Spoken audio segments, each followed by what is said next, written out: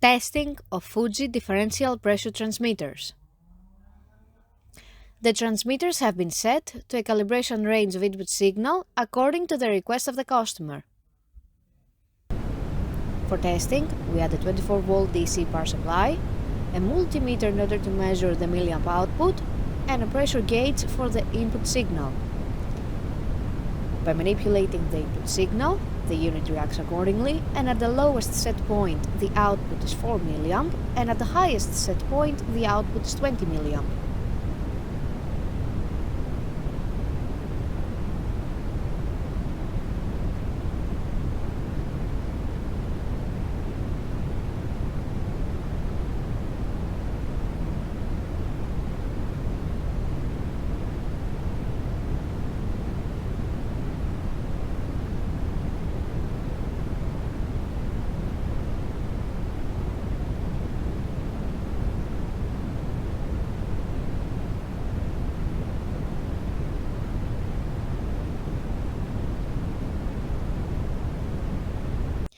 It is now clear that all transmitters are operating successfully and are ready to be delivered to the customer.